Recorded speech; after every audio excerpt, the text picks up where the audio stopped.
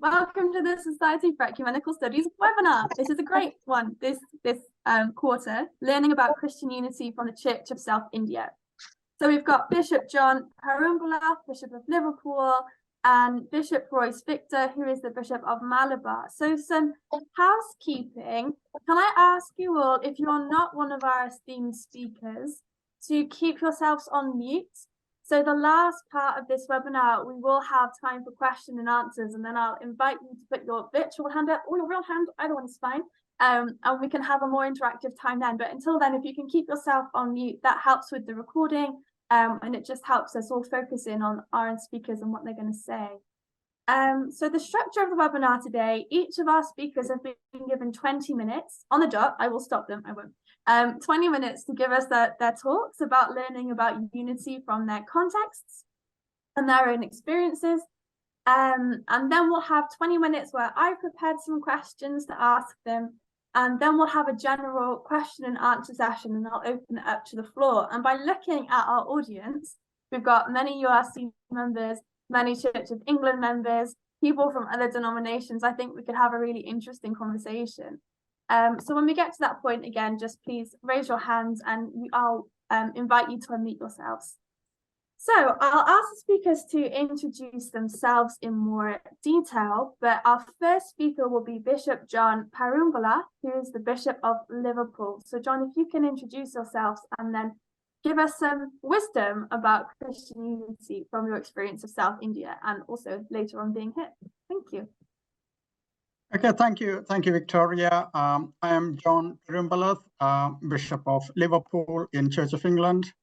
I come from Church of South India, moved to North India for my theological research and teaching, and then I was ordained in Church of North India while I was in Calcutta. Thank you for actually inviting me to be part of this conversation. I recall my first conversation with Archbishop Justin Welby. Knowing that I was from South India, he shared about a conversation he had with an old woman from a village in England. She was not a churchgoer at all, but she remembered well something that she saw outside the local Church of England parish church in her village in 1947. It was a banner which said, "We are not in communion with the Church of South India." That's all she can remember about her village Church of England church, that they were not in communion with Church of South India. That was in 1947. Maybe there is the first lesson we learned from the experience of reunion in South India. Such a union is painful and was not warmly welcomed by world churches. But this unity was not achieved overnight. Churches in India had been working together for a long time, and Indian church leaders had contributed to ecumenical relations in the world through International Missionary Council that led to the formation of World Council of Churches. CSI is the first united church that proves structural unity between churches of different theological traditions is possible. I just want to look at the context and the driving forces behind reunion. The first is actually commitment to God's mission. A missionary church is outward focused. An inward-looking church wouldn't be committed to unity. Mission and ministry and unity go together. In a truly biblical understanding, unity is mission. As denominations engaged in mission, they realized they shouldn't be doing it alone because this mission belonged to all of them together. And the recognition of partnership was already there in place. There was already an understanding about not competing with each other. So different missionary agencies, different churches decided to focus on particular geographical areas without competing with other bodies. So it was an ongoing process for churches in India, starting with non-competition and working together and cooperation leading to organic unity. So mission, the missional reasons for church union. The second set of reasons, I would probably put it this way, anti-colonial aspirations. Imperial powers established their familiar denominations, which built churches along familiar lines.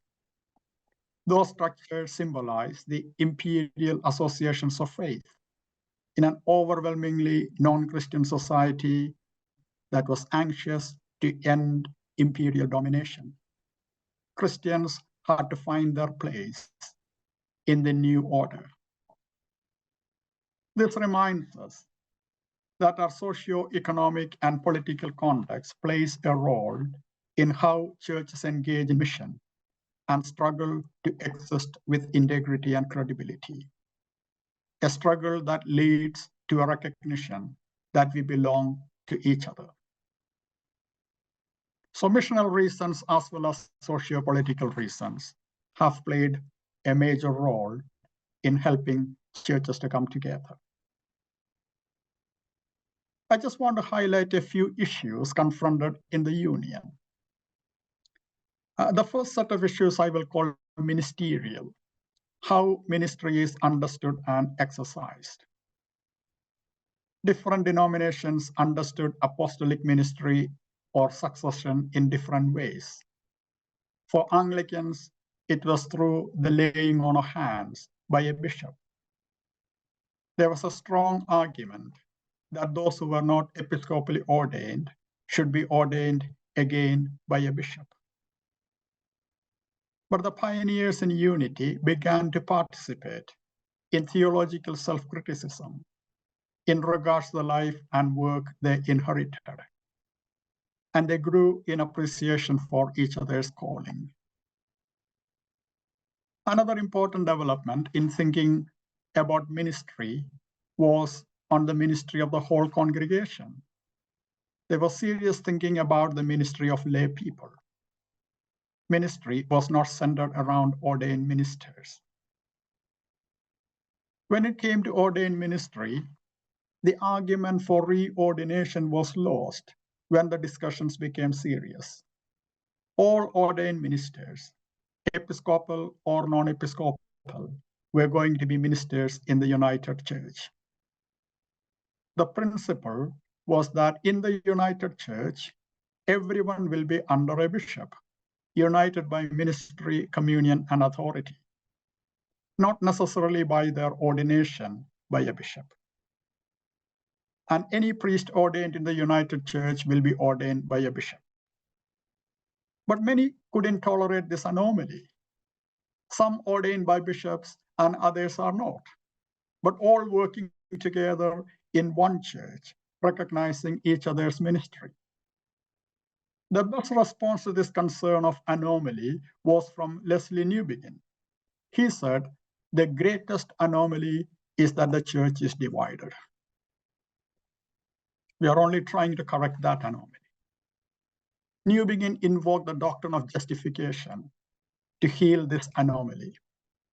He believed that conformity to God's will is not the precondition of fellowship with him, but the fruit of it.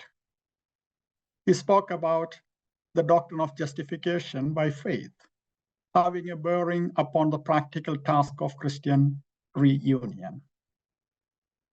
So there were four principles operating in this understanding of ministry.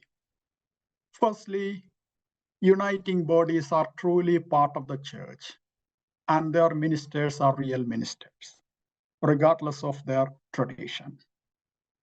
Secondly, act of union is not the merging of autonomous groups to create a new church, but it is restoration of broken unity.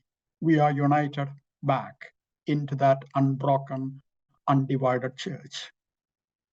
Thirdly, unity is in personal realm, and so many vital matters are to be secured not by detailed regulations at this time, but by assurances given and received in mutual confidence alone. And fourthly, this union is a stage on the way to wider reunion of the broken church. So all the questions don't need to be answered now. There is space for answering those questions later on as we journey together. The second issue was theological. You have people from different theological traditions here. Calvinism alongside second work of grace. The United Church is theologically open while holding on to the essentials of Christian faith. This became much more obvious when actually the Church of North India was established much later on. Even Baptists joined. I do remember being a parish priest in Calcutta in one of those churches which belonged to the Anglo-Catholic tradition. And one of my families coming up and asking me whether they could be baptized. They were all originally from Baptist tradition. And they wanted baptism by immersion.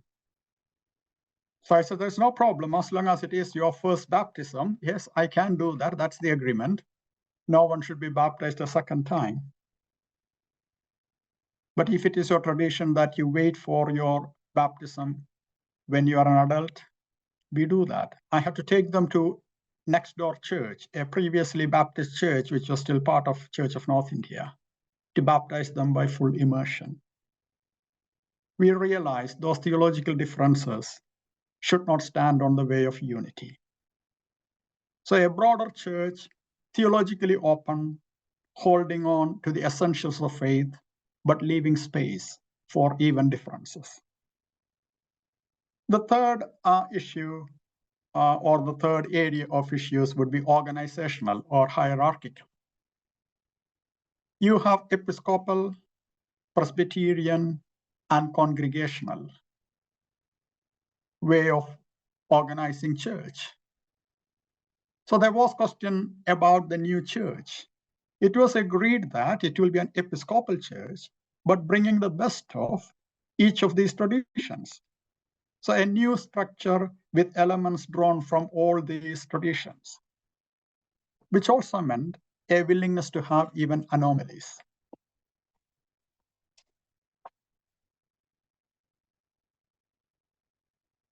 Fourth, cultural, related to practices and customs. There was loss of identity for previous traditions. That was a real fear. Will we lose our identity as Anglicans, Presbyterians, or Congregationalists? We knew over a period of time we will move towards a kind of identity where we will all be able to say we are just Church of South India or Church of North India. But initially, it was accepted that we will have diversity. What we embraced was unity in diversity. A common liturgy was created, but with an understanding of divergent practices. So you find actually some high churches, some low churches, some middle of the road churches, having different understanding of sacraments, which is all possible within a united church.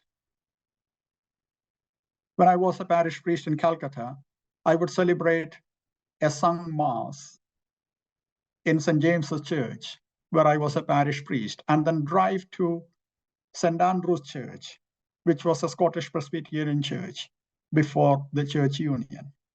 And I would celebrate a Eucharist using the order of service of the Church of Scotland, which still continues there in Calcutta. There is space for diversity. There is space for keeping our traditions. Nobody is imposing one tradition over against somebody else's. The last of those issues are related to financial and temporal matters. Ownership of the property, management of funds. How will this all work? So when it came to money and property, we are normally very protective, especially if we have much to hold on to. and that happened there too. One of the denominations, which was part of the dialogue from the beginning, did not actually join finally. They were the American Methodist. Part of the reason was actually money. Other churches were not able to offer a comparable pay scale to that of Methodist Church. The British Methodist and others joined, but the American Methodist still actually stay as a separate church in India. But all through that, we came to one mind that in every diocese, as far as possible, there should be one central trust. But the funds earmarked for specific projects were not to be diverted at all. So probably there were some of the issues that we were dealing with, and there is much for us to actually learn from that experience.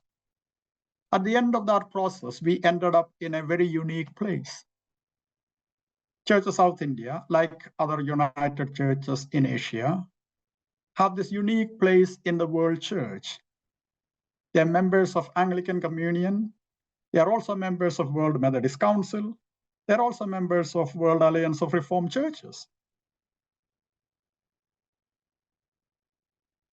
I do remember when I came to England in 2001 as a priest ordained in Church of North India, I was able to freely minister in Church of England, Methodist Church, and United Reformed Church. For 3 months, I celebrated Eucharist in the Anglican Church and Methodist Church and URC. But when I was licensed in Church of England, I lost that privilege of ministering to URC and Methodists. That's actually the painful experience of unity. You become in one way acceptable, but then you have to make actually a choice when you are somewhere else. When I'm back in India, I'm Church of South India or Church of North India. But when I come here, I need to be Anglican because I need to actually align myself with one tradition, and that is the only way that I can minister. Maybe, I hope, we will learn from the experience of Church of South India and continue to actually grow together in our unity between the churches here, the mother churches, or the parent churches of the churches in India. Maybe I will just leave it there. I think that's almost the time allocated to me. Thank you.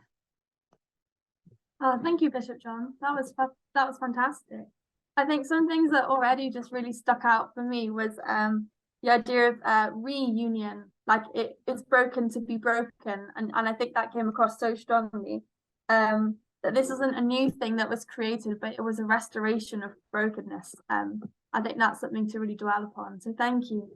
So now can I invite Bishop Royce? Would you like to come and speak to us for 20 minutes? Thank you so much. Thank you. Good evening, friends. I'm Bishop Royce Victor, Bishop in Malabar Diocese of Church of South India. I'm thankful to the organizers of this webinar for giving me this opportunity to share a few things about Church of South India, my own church.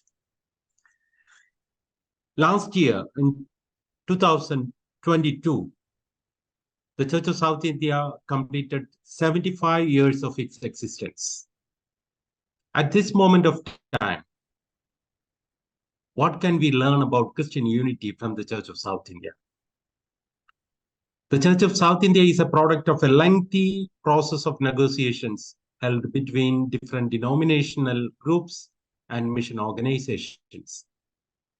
The church union movement in India grew out of the experience of local missionary situations.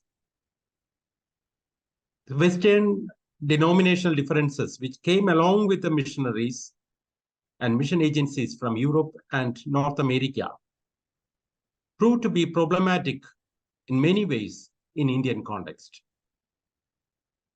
They also experienced the need of sharing resources, knowledge, and concerns. Some of the Indian church leaders demanded the Indian church should be truly Indian.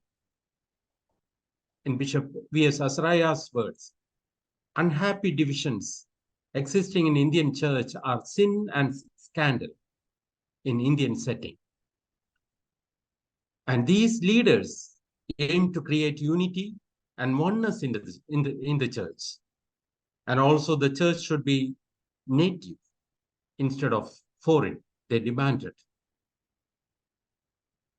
The church union movement in India is not a single stream of program, but a collective movement with several layers of movements.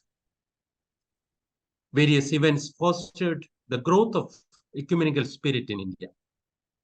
Social movements such as nationalism, Renaissance, ecumenical ventures such as missionary conference at the city, regional, and national levels,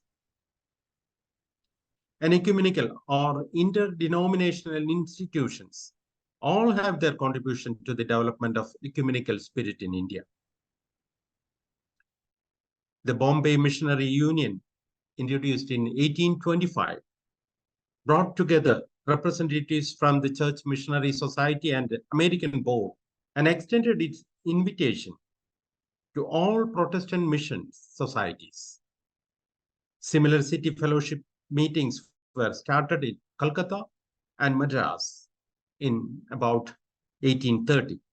These meetings were held regularly throughout the 19th century, and missionaries participated in these meetings with enthusiasm.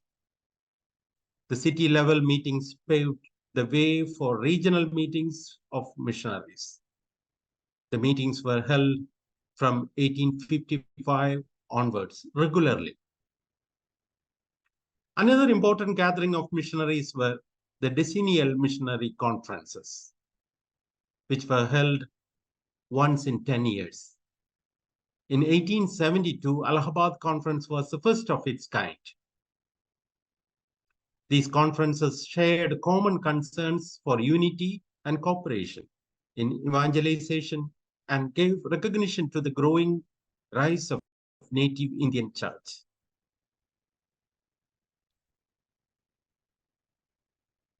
Higher educational institutions attracted many Indians who showed their deep interest in Western education.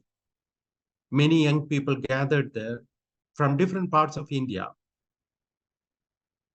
and had the opportunity to meet young people from different denominations and different languages, which ultimately led them to the feeling of oneness in Christ. The Madras Christian College, Women's Christian College Madras, Christian Medical College, Vellore are examples of this movement. In the same way, the United Theological College Bangalore, founded in 1910, and the United Missions Tuberculosis Hospital at Arogyavara are also outcomes of the mission corporations. Non-denominational organizations such as YMCA, the Student Christian Movement, the Christian Literature Society, Indian Missionary Society, Bible Society, and National Missionary Society have been instrumental in bringing together the church leaders of different denominations and treated them equally, which made the leaders in India exercise towards church union movements.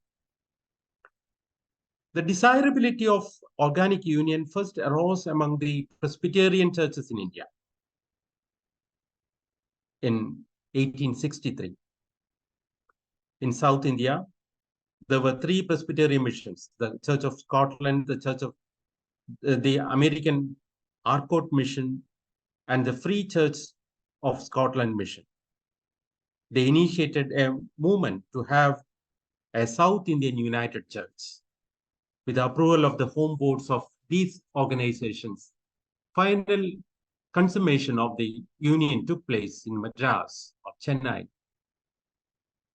in 1902. 2 congregational bodies were working in South India area, the London Missionary Society and the Mission of the American Board. The union movement started among these mission societies in 1904 1901 and finalized in July 1905. A simple declaration of faith and constitution was drawn up and approved.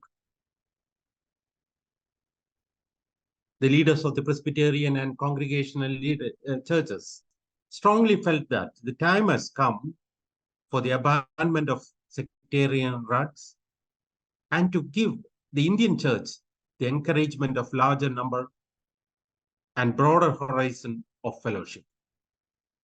In 1905, negotiations began for the union of Congregational and Presbyterian churches in South India. The first General Assembly of South Indian United Church, SAUC, was constituted in 1908. The negotiation for union between the SAUC and the Anglican Church began in 1910 with a call for unity by the Anglican Bishop of Madras, Bishop Henry Whitehead. This call was reiterated in an unofficial conference of Indian ministers of the Lutheran, Methodist, Anglican, and SAUC convened by Bishop V.S. Asaraya and Reverend Verdum Santiago at Trangopa in 1990. The conference issued the statement known as the Trangopa Manifesto, following the basis of the Lambeth Quadrilateral for the Church Union. In February 1920, the Episcopal Synod of the Anglican province in India appointed a committee for union negotiations. And in 1925, the Methodist Church of South India decided to enter into negotiations. In 1945, the Anglicans passed a resolution to carry out the practical desire to enter into union with Wesleyan Methodist and the SAUC. In 1946, SAUC accepted the proposal of unity, and in 1947, CSI was officially inaugurated, joining together the Anglicans, the SAUC, and the Wesleyan Methodists. Following Chicago Lambeth Quadrilateral, the CSI believes in the Holy Scripture of the Old and New Testament as containing all things necessary to salvation as being the rule and ultimate standard of faith. The Apostle Creed and Nicene Creed as sufficient sacraments of the Christian faith. The two sufficient statement of Christian faith, two sacraments ordained by Christ himself, baptism and Holy Supper. The Holy Episcopate, the historic episcopate, locally adapted in the methods of its administration to the varying needs of the nation and people called of God into the union of his church. In the matter of baptism, both infant and adult baptism are accepted. Infant baptism is followed by confirmation, and in the case of following adult baptism, a child dedication should be practiced. CSI cherishes the richness of liturgical traditions of its constituent churches. Over the years of its existence, it has sought to discover and develop new forms of worship that are authentic and relevant to Indian context. These orders of worships were first published in booklets and then compiled into the Book of Common Worship in 1962. Later in 2006, more worship services were added to the existing liturgy. The church accepts the traditional pattern of threefold ordained ministry. During the union, it has been decided to accept the ordination of pastors, whatever mode it is given, and all new ordination would be episcopal laying on of hands. CSI is organized into 26 dioceses now, each under the spiritual and administrative supervision of a bishop. The church as a whole is governed by a synod, which elects a moderator, who is a presiding bishop. in every 3 years. The dioceses are governed by the bishop of that diocese, who is a presbyter elected by the diocesan council, and diocesan council, which is composed of all clergies in the diocese and lay representatives elected from local congregations. Episcopacy is thus combined with synodical and diocesan council government. At the local congregation level, the autonomy of the local congregation was conserved, but provisions was also made for presbyterial care and oversight. While the General Assembly was not given the power of a Presbyterian assembly, it retained considerably more power than a congregational council. The Church explicitly recognizes that episcopal, Presbyterian, and congregational elements are all necessary for the Church's life. As Leslie Newbegin comments, Church union is an unfinished agenda. The CSI continued to strive for unity among the churches in India. The North Tamil Church Council in Coimbatore in 1950, the Basel Mission Churches in Karnataka in 1964, the Anglican Diocese of Nandyal in 1975, and the Malabar Basel German Mission Church in 2003 joined the union. Through the Communion of Churches in India, CCI, which was founded as Joint Council in 1975, the Church CSI is in full communion with the Church of North India and Marthoma Syrian Church. And negotiations are continuing with the Methodist Church of India, which is a part of United Methodist Church. The CCI is a good example for the conciliar unity of churches. CSI also locally accepts the ministry of the Lutheran churches. The church is moving towards becoming a borderless church, being and becoming Christ communities. The CSI affirms that the purpose of the union is to fulfill the priestly prayer of Jesus Christ, the Lord of the church. John chapter 17:21 says that they all may be one, and that the world may believe that you have sent me. The CSI would become an effective instrument of God's mission, so there will be a greater peace, closer fellowship, and fuller life in the church, and a renewed commitment to the proclamation of the gospel of Jesus Christ through word and deed. Thank you. Thank you so much, both of you bishops. And such different papers. Thank you. We have such a great historical introduction here with all of the different layers. And Bishop John, I think you gave such a theological introduction to how it really is to function in the Church of South India, and how that is sometimes awkward to translate, I guess. So now we're going to have about 10 to 20 minutes, and I've got some questions that I'll ask, and then I'll open up the floor to the rest of our participants so they can answer questions.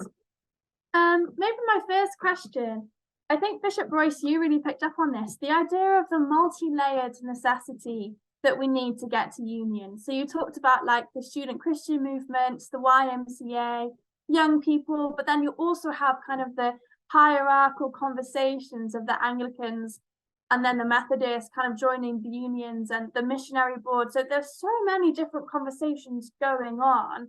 How were they all necessary at the time? And at what point do you think which one predominates or which one infuses the other? Does my question kind of make sense? And in what ways are they all necessary, and how can they all talk to each other well? Well, what I was trying to tell, trying to explain was the union was not just one-way traffic or just one movement. several people in several layers of several walks of life participated in the conversation, and the final answer was the union. The young people, the theologians, the ministers, the bishops, everyone participated in the union negotiations in various levels. Not only the mission organization, but also the organization, non-church organizations like YMCA, then several other organizations like YMCA participated in the conversation.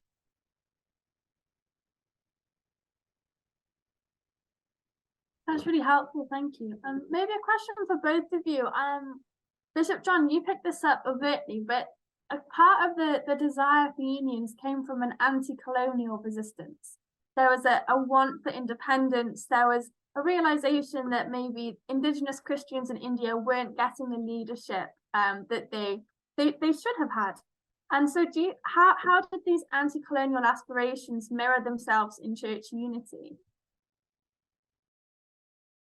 I think there are two dimensions to that. One, the context in which the church was working was becoming anti-colonial, and there was this independence struggle that was going on for several years. And so the perception of the church became something very untenable, to be seen as arm of imperial powers, So that's something, so there was a kind of external pressure that way, the people looking at you very differently, and you begin to wonder, what's our relevance in this kind of country when we are actually still attached to colonial powers, And second was an ideological kind of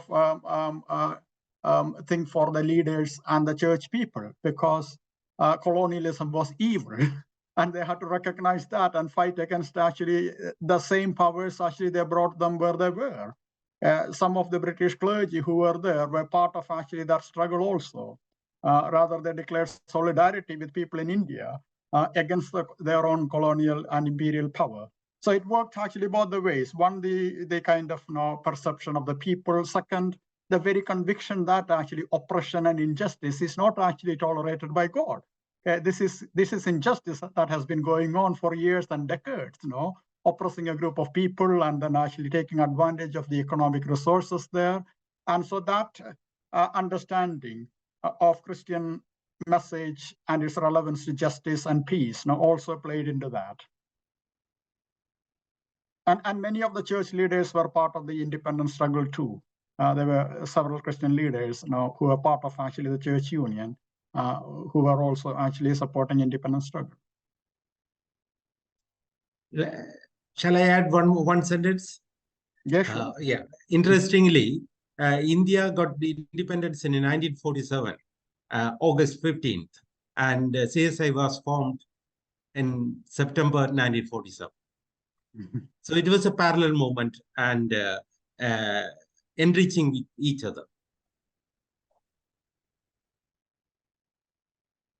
So I'm part of the United Reformed Church. So we're linked with the World Communion of Reformed Churches. And we're also linked with the Council for World Mission, and you guys are linked with the Council for World Mission. And I find even just with our 3-4 United Churches, that's a lot to juggle. How on earth do you manage to be related to the Anglican Communion, the World Methodist Council, the World Communion of Reformed Churches, when often as well they're all saying quite different things? How does the church, as the Church of South India, the Church of North India, decide at what point which is relevant, or how to involve all of the world councils into your one united church in your context? I would give first chance to Bishop Royce because he has got more first-hand experience of doing it now. Thank you, Bishop John. Yes. CSI is part of World Methodist Council, the World Communion of Reformed Churches, the Anglican Communion. It is very difficult for a person outside the CSI to understand how we could correlate with all these communions. interestingly, let me share my own experience. I was a part of a WCRC Anglican Communion dialogue, which started in 2011 onwards. And I was representing WCRC, World Communion of Reformed Churches. We met in Geneva for the preliminary meetings in 2011. Elizabeth Welsh was also with me at that time, and she was the co-chair of WCRC co-chair of the dialogue. And we wanted to have the communion to begin with a dialogue. And the conversation was who will lead the communion service. And finally, they requested me to celebrate the Holy Communion for both the communions. And after some time, after maybe recently, we started Anglican Communion started a dialogue with the Pentecostal World Fellowship. And I was asked to be co-chair of Anglican co-chair of the dialogue. So I was part of WCRC as well as Anglican Communion, and we have no problem at all because within CSI we experience all these communions. We are in communion, live communion with Anglican as well as Presbyterian and Congregational church traditions.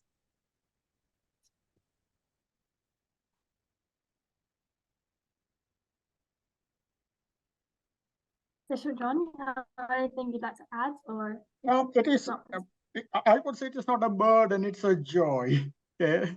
To be in relationship with actually many denominations and to have that communion with one another. No, at the moment I represent Church of England now wherever I go. But many people know that I was ordained in Church of North India, and so I'm well received by actually Methodist and URC and other churches. But the only problem is that because I'm licensed in Church of England, not in Church of North India, we are not in actually intercommunion with one another because of our context, no? Which is painful, but actually we rejoice in the relationship that we can have actually with different communions, no? Whether it is Methodist or no, Reformed or Anglican. One might feel it's a burden to relate to too many, but I think it's a joy to be involved with too many.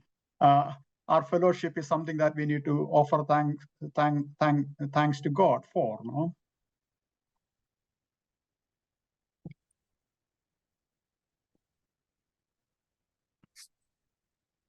Definitely agree with that.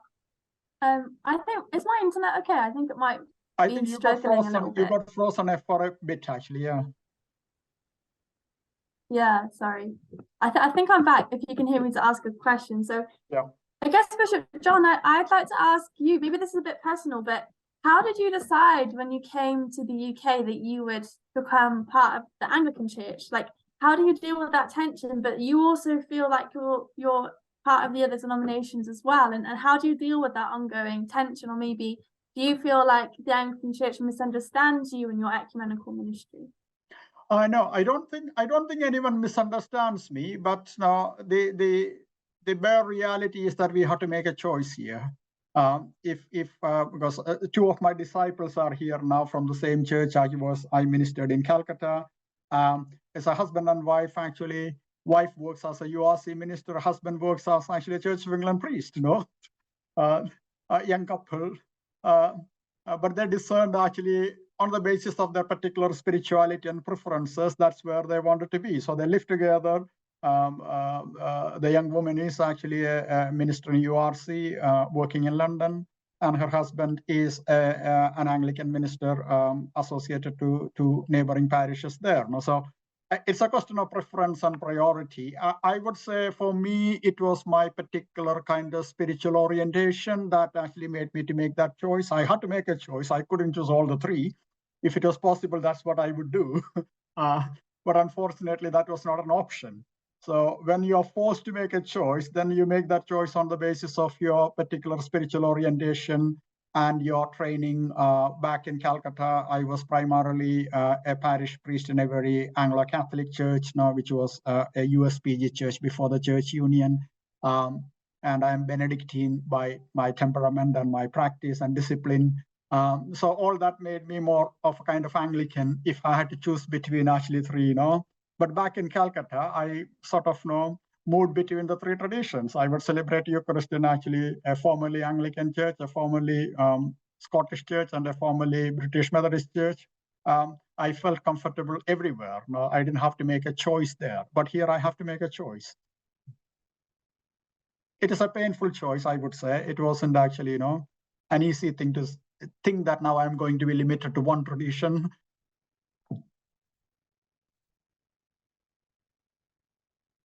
So it was also mentioned that the unity and the mission of the Church of South India went together. Could you talk to us a little bit about the situation of mission and evangelism in India, being a minority church, but obviously a union and quite a important church in the world's Christian kind of sphere, but in India, obviously Christianity is minority religion. How does mission look, and does it look quite different to how maybe we do mission here?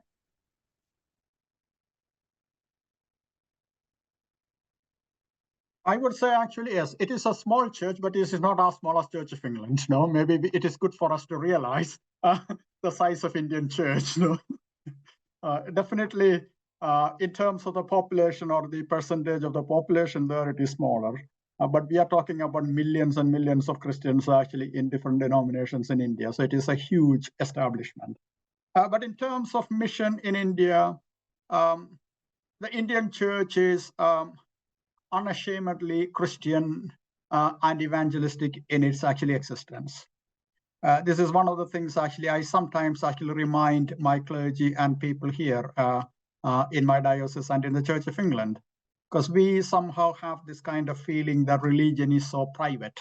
And it is a private thing actually, so you keep it yourself and you don't need to talk about it, and you can work in an office for 20 or 40 years and nobody knows that you're a practicing Christian. But that's not possible in India. Yeah, we do openly profess our faith, and so it's vibrant, and it is still vibrant because actually we are actually trained in a kind of Christianity where you can't keep quiet about your faith. So you proclaim your faith and you train your children in faith. Here actually you find most parents saying that actually it is their individual choice. Children know. It's for them to choose, no? But in India, that's not actually the way we look at it. We don't choose, children don't choose their names. Children don't choose actually which school they go to. We make all the choices for children. But then why should it be different when it comes to faith? If it is so important to us, we need to share it with them. So that kind of understanding or transmitting our faith is very important, because the church was a product of missionary movement, and we are still missionary. We haven't given up on mission. And probably we are there in England too. We are becoming a very minority anyway. We are a small church now. Even Church of England is not what it used to be probably 50 years ago. And we are smaller than actually Church of South India and Church of North India.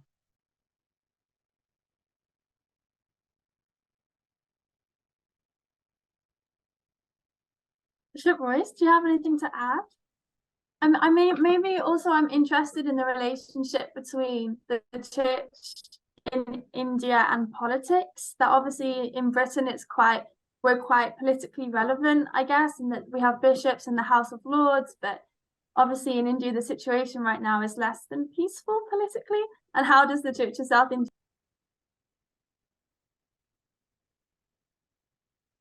Yeah, this is a question of spirituality, the understanding of spirituality. Understanding of spirituality varies from place to place and time to time.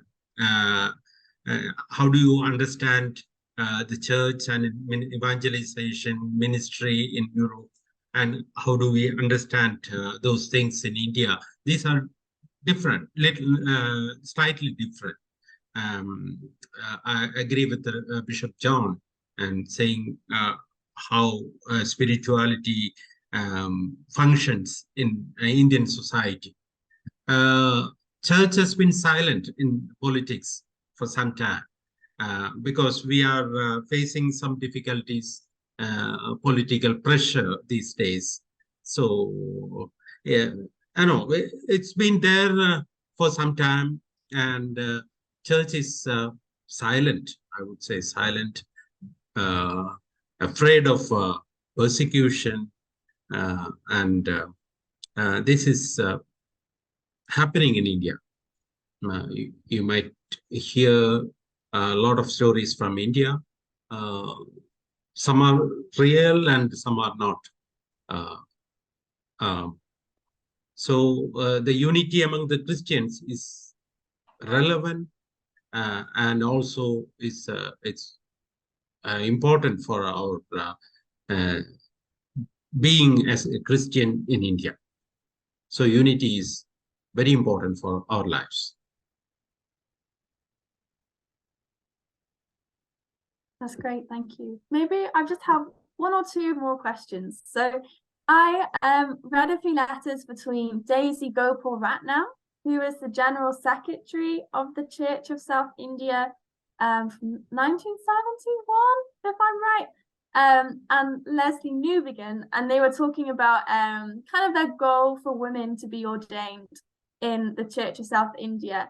And I just can't imagine being able to make those kind of decisions in such a diverse kind of atmosphere. Like getting something through a URC General Assembly is one thing. When I look at the National Synod of the Church of England, I think, wow, that's another thing. How do you make kind of hard decisions like that in your structural levels? How do you listen to people, and what kind of procedures do you go through? Because you have this phrase, which is waiting on God, which I think is really beautiful. And how does that actually play out?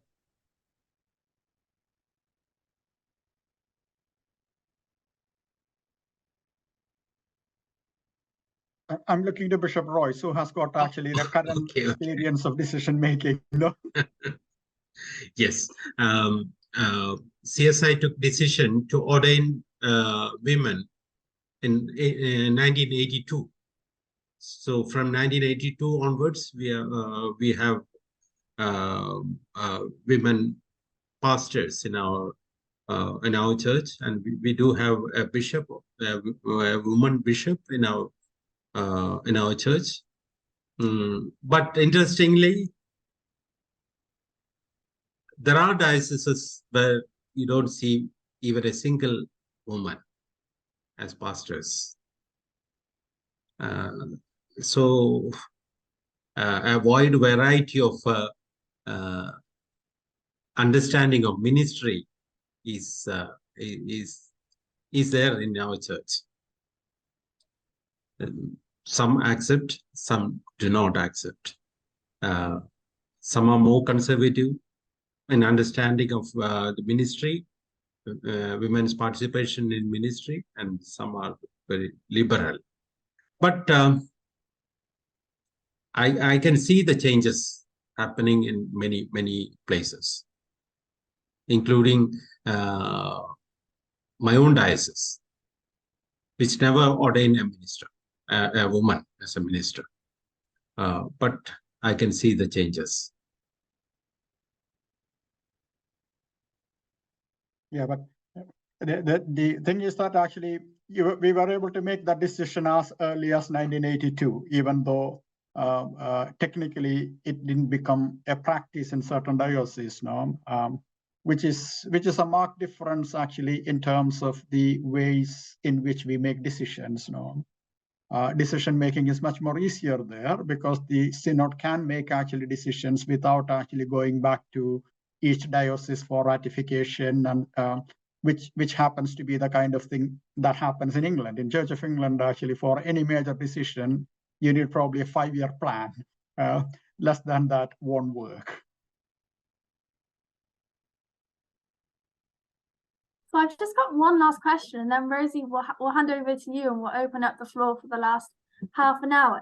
But my last question, I think, as people coming from the Church of South India, as bishops from the Church of South India, do you feel like the incredible union that happened as early as 1947 is taken seriously, or was celebrated to the extent at which you think it should have been celebrated by the rest of the world, and things like the World Council of Churches, do you feel like you are being able to lead and help others into union, or does it kind of just feel like an event that was in history for the rest of the world? Do you feel like you've been properly received by us, I guess is my question.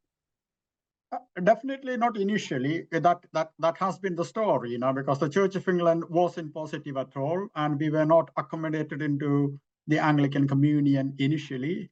So we had to wait actually for that kind of decision to happen.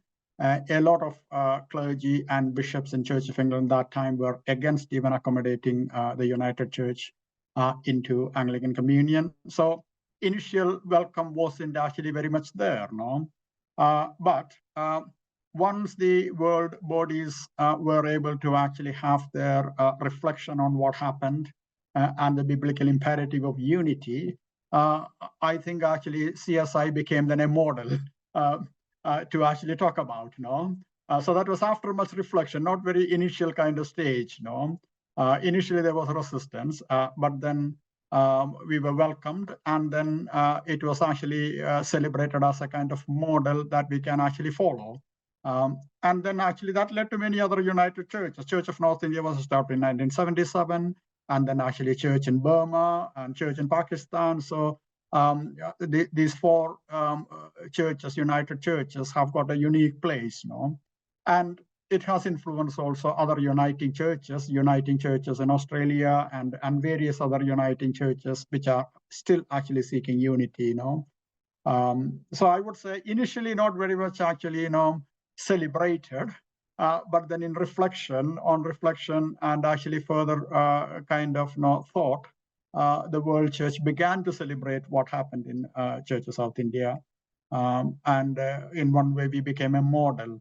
And we contributed. So if you look at actually Church of England, the common worship, we owe to actually Church of South India. So the liturgical revolution actually has to do with Church of South India's liturgy. So our current common worship has a lot to do with actually Church of South India. So we do a lot of things, or we owe the Church of South India a lot, whether it is Church of England or other world bodies.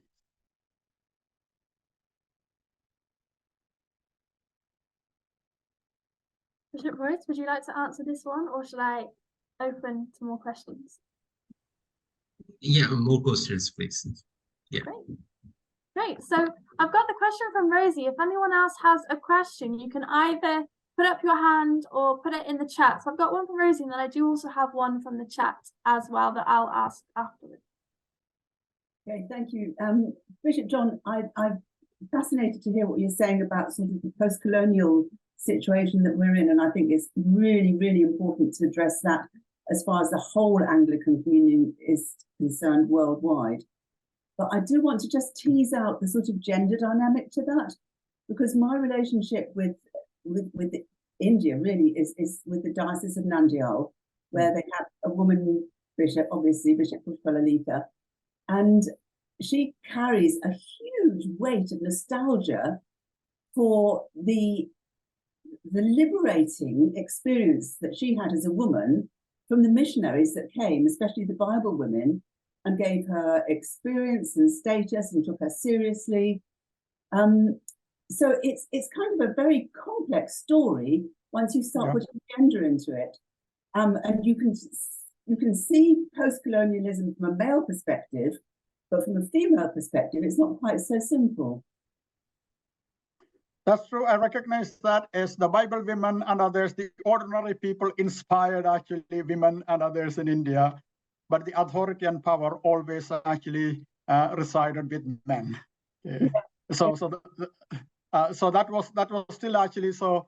So when we talk about anti-colonialism, it also is one way gendered, because that male-dominated kind of that's what we experience. There were faithful women who served actually the church, missionaries, and all that, who inspired hundreds and thousands of women in India, but they didn't have actually the authority or the hierarchical kind of power. And so the church always came across as actually the male-dominated kind of institution.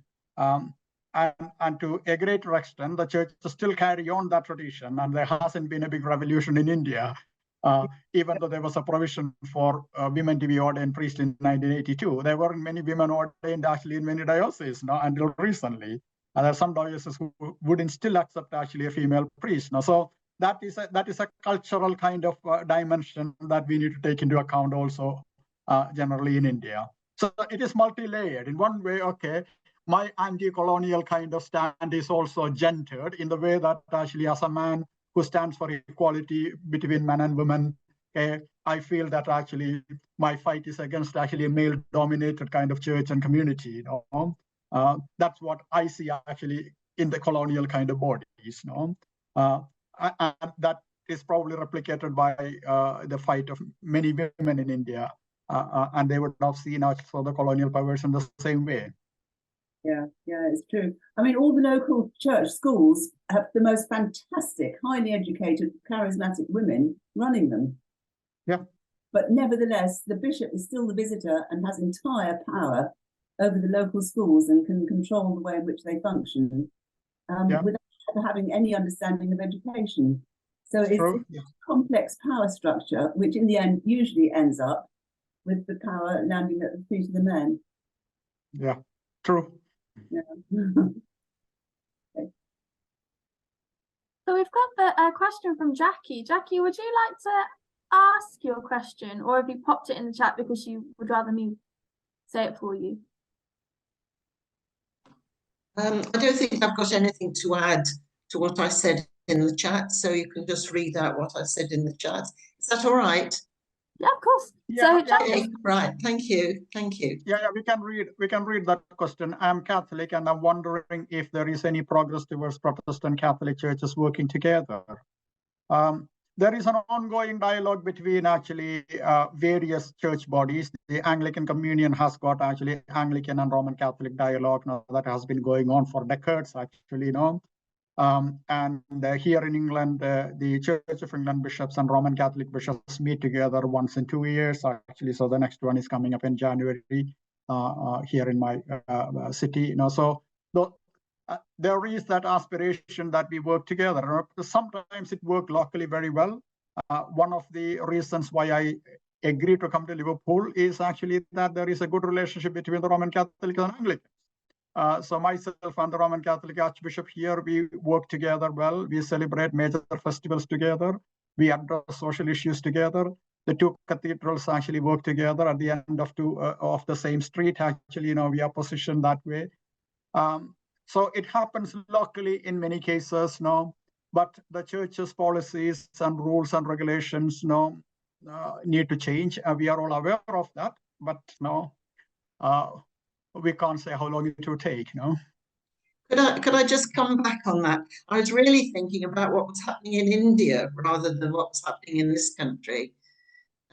Is there any progress in India to the churches working together? Thank you for the question. We do have churches in the Catholic Church. We share our happiness and also concerns. Royce, could you move closer to your speaker, your microphone, because for some reason it's suddenly very bad. Oh, okay. That's better. Can you hear me now? It's better. Yeah, it's better now. Yeah. Okay. We do have a very close relationship between the Protestant churches and the Roman Catholic Church. We share our joys and our concerns with each other, and we participate in each other's celebrations, especially the consecration of bishops and ordination of priests. We are invited, and we participated in their functions, and they also come and participate in our programs, and we have a very close relationship with each other in certain level. Now, I'm not telling you that we have a communion with each other. At certain level, we have a very close relationship, Good. Thank friendly you. relationship. Thank you. Thank you.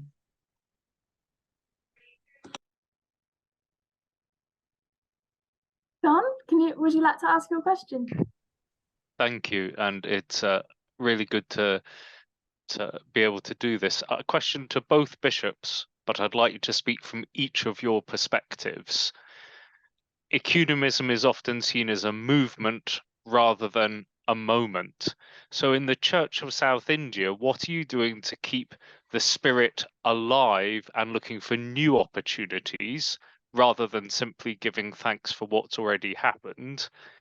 And once we've heard from you, Bishop Royce, Bishop John, as a Methodist, my ecumenical perspective of Liverpool is not just Anglo-Catholic, but also Methodist. What have you found about keeping all of that alive and not just simply thinking, wasn't it great in the 1980s? Oh, we're still here 40 years later. I think it's very different, but very similar challenges. But I want to start from the Church of South India because it's been in that place for longer. Thank you.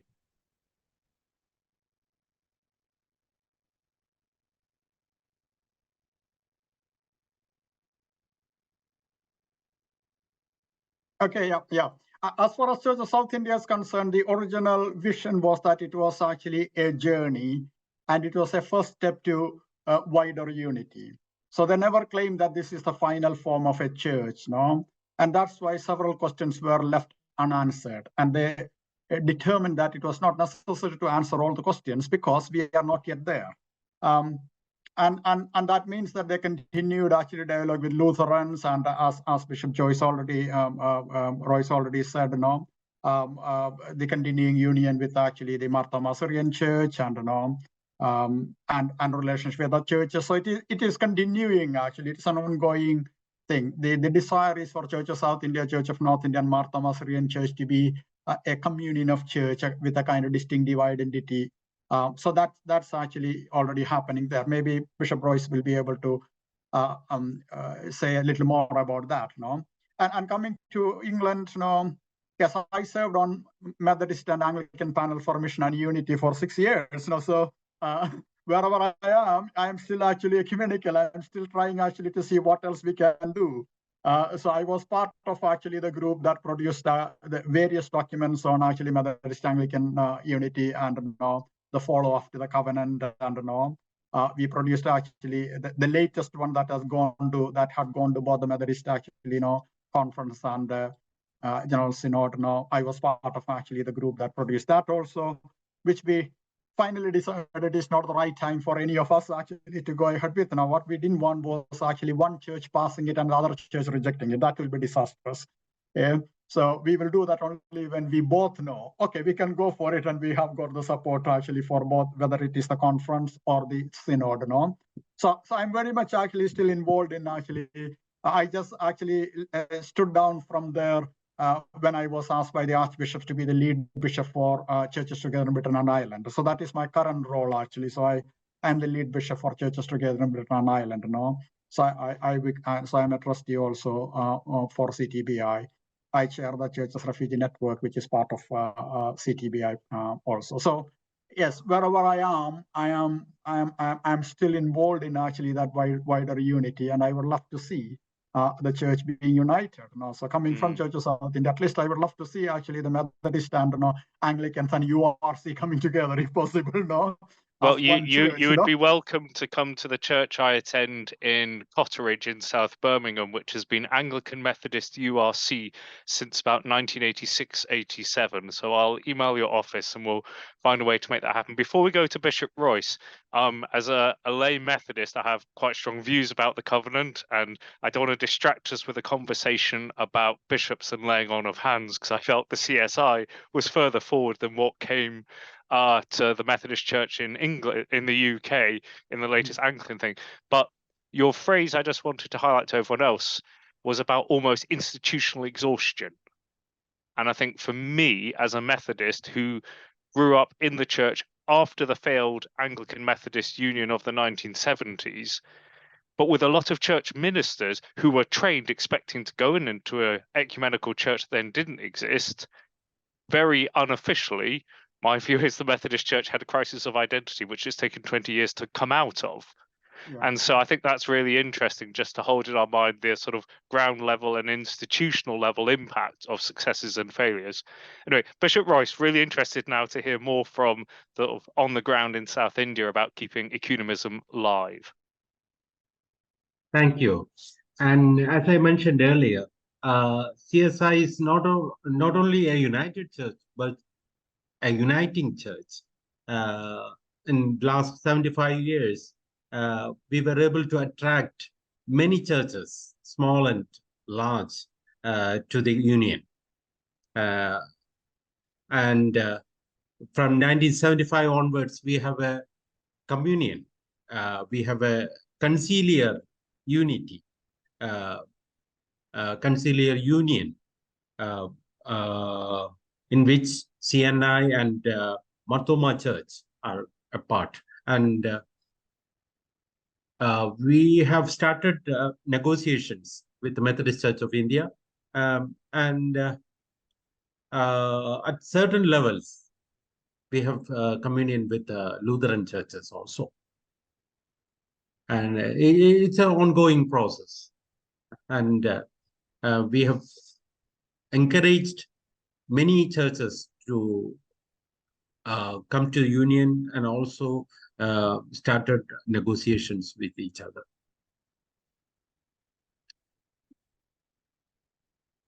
Thank you. Rev Kumar, I can see that you've got your hand up, but if I can just go to Eddie first, who posted a question in the chat and would just like to give a little commentary, I think. Is that right, Eddie?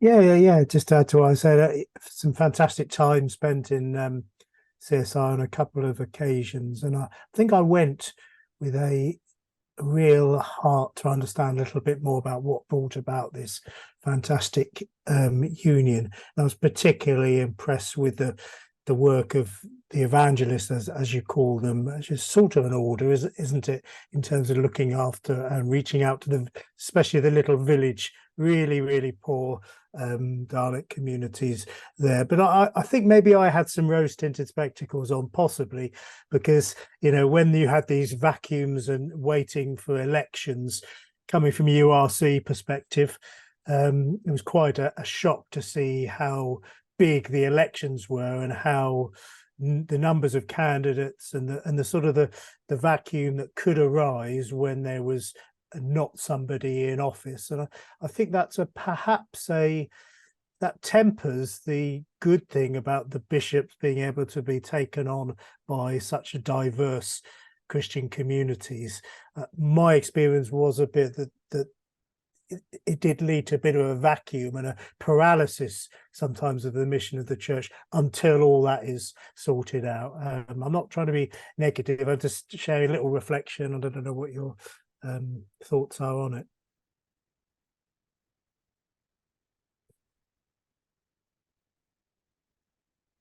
Bishop Royce?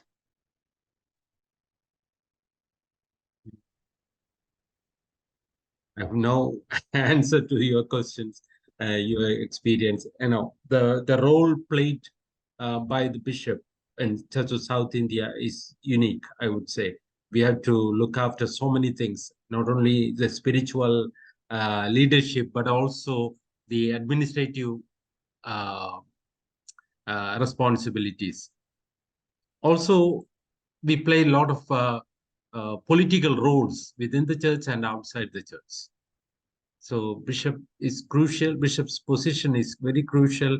That attracts several good and bad things to episcopacy. That might be the reason for your experience in Rayalaseema diocese.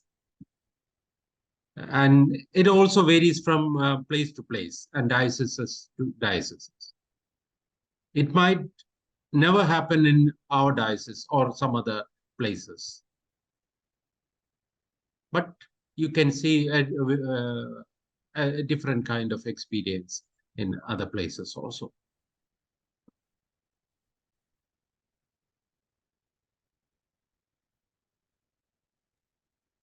Bishop John, anything you want to add? Or should I go to our next question? Yes, please go to the next question. Yeah. Reverend Kumar, please. Yeah, good evening. Good evening, bishops.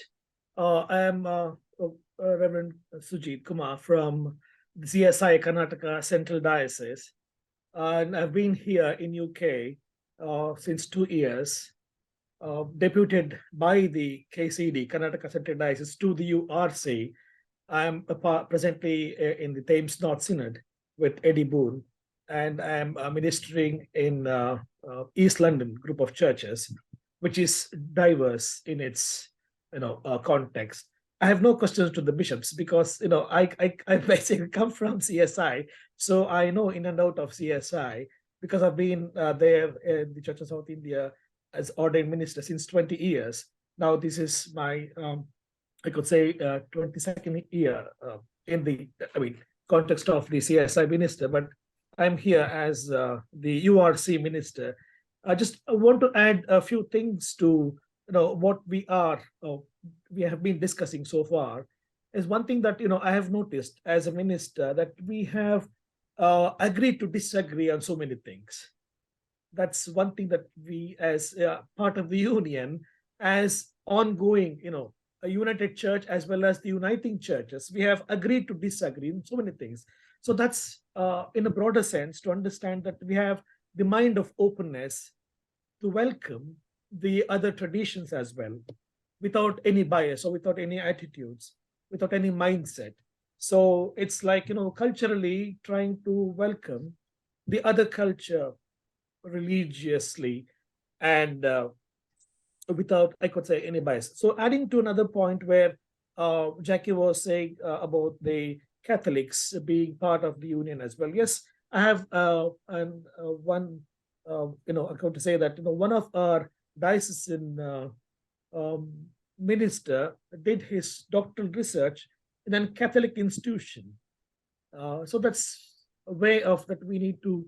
We are trying to pave a way for being open and being accepted regardless of the denominations.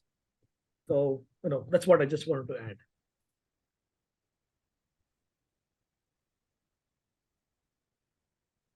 Thank you. I think that's really helpful.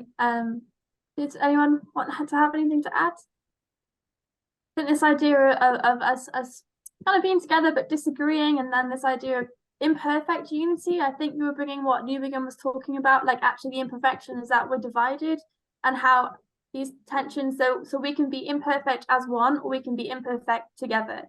That's, yeah, really helpful reflection.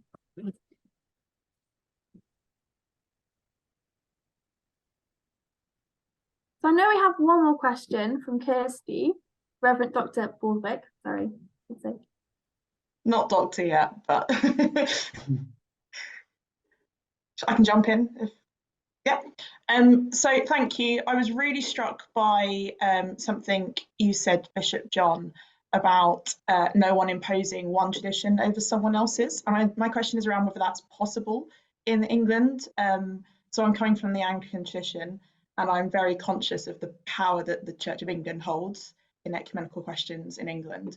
So I guess my question is anything like the Church of South India and its hopes and aspirations possible in England, whilst the Church of England remains an established church, or does that place far too much power in the hands of one tradition?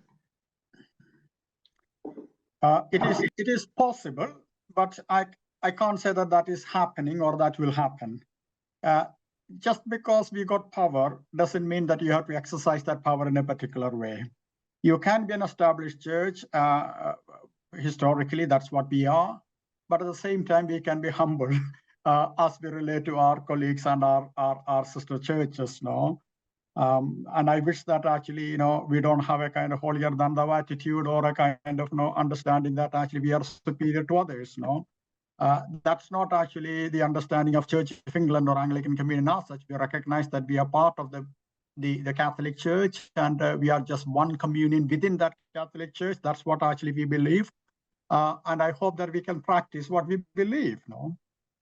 So to your question, yes, Church of England has got more power than other kind of denominations, but it doesn't need to use that power when it actually relates to other churches.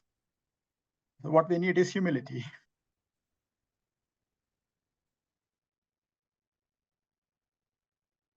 Thank you, Bishop John. That was a great way to end. Thank you, Kirsty.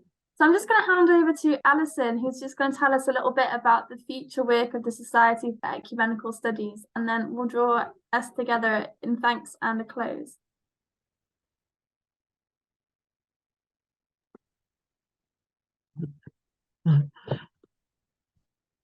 Well, just to let you know that our next Society for Ecumenical Studies event will be an in-person meeting in London on the 23rd of September. It's taking inspiration from a recent Durham University symposium. And at our event, speakers from 7 Christian traditions will reflect together on how a church can be truly synodal. And this is part or an extension of part of the worldwide Catholic synodal pathway, and we're very privileged to be working with people from the Centre for Catholic Studies at Durham University, and we have a range of speakers from 6 Christian traditions, reflecting really on how we listen to each other within our own tradition. So please look at our website, the Society for Ecumenical Studies website, which will have all the details very soon. And our next webinar will be in the autumn at a date to be decided yet, but on a theme which takes up some of our conversation today, and the theme is going to be ecumenism and evangelism. How do the two relate? So we look forward to welcoming you to some of our future events, and thank you for attending today.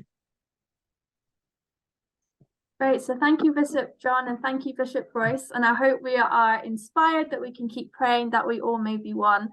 And I think for me, the highlight has been that we've moved the Church of South India from a historical event. It's no longer scary, it's no longer odd, but I think in the UK we've got an emphasis and we've got a mission to stop it being normalized and to remember how special this church is, and remember how much we have to learn from it and from its continued existence and its continued tensions and its continued life in India, and how it blesses us here and elsewhere. So thank you, everybody. I hope to see you all soon. It was nice to meet you all. Thank you. Thank you, Victoria, for your role tonight.